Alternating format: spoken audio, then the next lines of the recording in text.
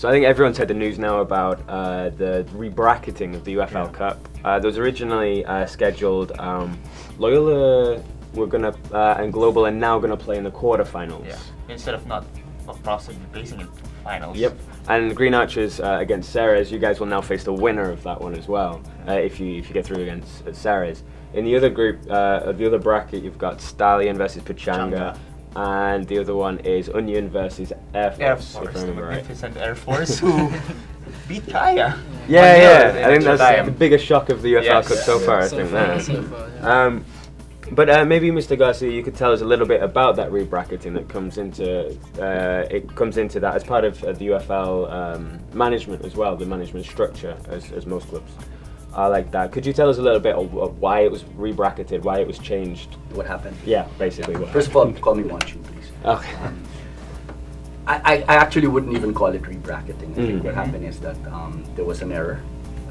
There was a cut and paste error. This is the truth. One of our staff members, operations, cut and paste the old format from last year's cup, which basically was very different because we had 4 groupings, and first place of Group 1 played the second place of Group 2, and so and so. So he cut and pasted that for the quarterfinals, which didn't work because this year we had 5 groups. We had a round of 16, something we didn't have last year.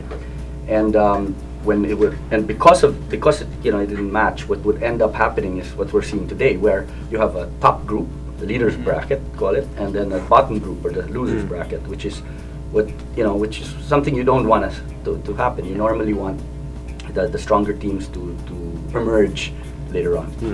And so when it was found out, and perhaps there was a little delay. There was some delay on the UFL's part for coming out with a correction.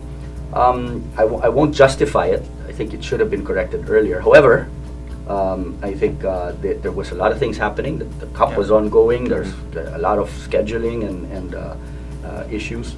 So when it was finally corrected, basically the correct format was set up, which is what everybody knows. So now people are saying, well, why are we changing the format? Why are we re-bracketing? And it's not actually re-bracketing. It's we were forced by a certain by NCRFA basically to go back to the original erroneous bracket. And I take my issue to that because I'm for following the rules. I'm for making sure that there's that fair play and the position that the other side has taken is that once you start the tournament, you don't change the rules. And I agree 100%, but nobody's changing the rules. We're correcting a mistake, and nobody says you have to live with an error. In our time, it was called a typographical error. Today, it's cut and paste error. I mean, why the hell do you? Sorry, can I say that? Why the hell do you have to live and have all the fans and all the teams, an entire cup and league affected by a typographical error? We're reasonable thinking adults, and we know what was a mistake and what is not. And I think in our meeting it was openly discussed whether or not there was any malintent, and everybody 100% unanimously agreed that it was not. So the real debate was really, do you correct it, or do you leave a mistake and live with it? And in my opinion, we should have corrected it. Unfortunately, there's some people who are stickler to documents and rules, and I pity them in life because that's not the way life works, right? They throw you curveballs, and you gotta work through that. But anyway, and here we are. So it's a huge loss, I think, to the public not to see the best teams emerge at the end. Tomorrow's games, I call it Kick-Ass Tuesday because I think the best teams are playing tomorrow. Say it straight up. Best teams. You're gonna watch a UFL game, and you're trying to decide to come on Tuesday or the Thursday. Come on Tuesday. That's the best. The best teams are going to play on Tuesday, and basically for me, this is the semis and the finals already. So I mean, at the end of the day, there's a hierarchy in football. It starts with FIFA, then the PFF, and then the NCRFA, and the UFCA acknowledges that we are one of the children of the NCRFA. I just hope that the NCRFA, aside from acting like policemen, start mentoring and guiding and leading, and start doing things a little more proactively rather than just always, acting like policemen.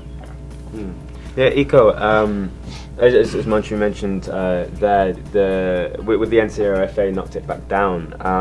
The story, my understanding is that there was 2 clubs who pulled out. That was Ryan Phoenix's article mentioning that two of the clubs didn't agree to the change, Stallion and Pachanga. Three. Oh, 3. Sorry, who was the other one? Union. Union as well. Okay. You look at the other bracket and you. They're a big chance now. Yeah, because one of those clubs is now going to the final. But it's what would the games have been if not for that?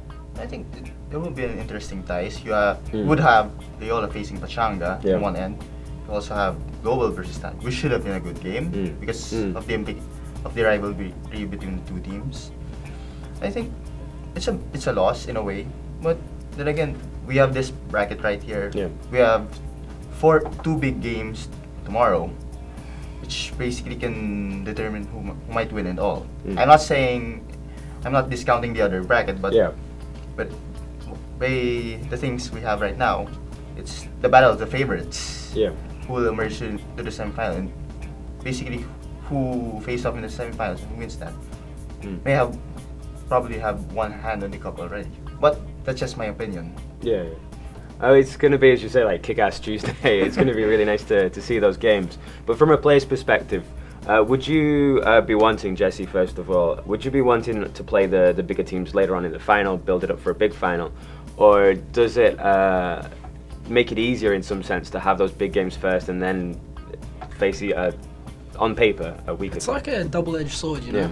You knock out the big teams early, you get over them, you stop playing against them, and then you have the easy team in the final. But there's also a lot of people, it's the final, you want to have the best teams, you want to have, the 2 top teams of the tournament in the final and the semi-final. So,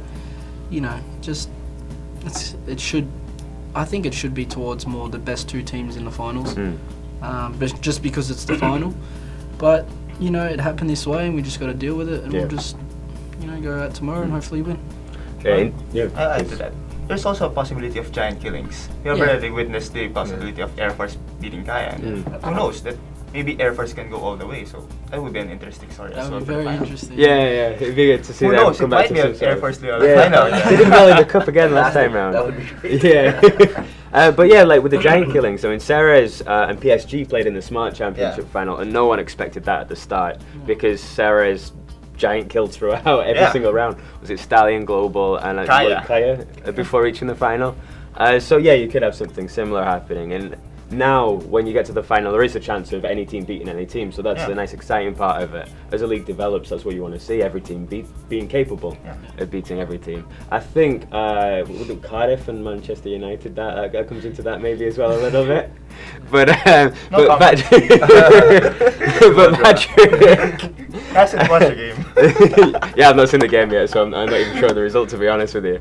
I got it downloading at the moment. But Patrick, from your perspective, looking at the teams, who you likely, if you beat Sarah's, who you like to play in the semi-finals and then the finals maybe? Who would you like to see? Obviously, if we win tomorrow against Sarah's, we're gonna play either Global or Loyola. So both are very strong teams. Yep. Who would you prefer to play? I think I prefer to play Loyola. Okay. Because I wasn't there during our last game against them. 3-0, we lost. It's a friend setting the FIFA date. Yeah, we were in India, so I want to play. I want to have the chance to play against them. And in the final, maybe Stallions or Pachanga. It will be a great game. It will be a better game. So yeah, Loyola and then maybe Pachanga. Semis and finals. And for you, Jesse, any predictions? Same. Yeah, that sounds like a good idea. And Manchu, from an owner's perspective, who do you want to see? Who do you want to beat? Not just an owner's perspective. I think from a total overall UFL perspective for the fan base. I think. I mean, obviously, if we win tomorrow, I'd love to play Loyola as well. I agree with them, but I'd like to play Stallions for finals. Okay. And predictions, Zico? Come on, you still want to continue? Yeah. Well, unless our team will be in the semis. Really? That's what we're going with? That's weak, man. That's weak. Right, so it's a terrible note to end it on, but we're going to have to end it there. Follow us at FTW Sports. We'll give you all the updates on that, on the scorings, and who makes it through to the semis and eventually the finals. Follow us there.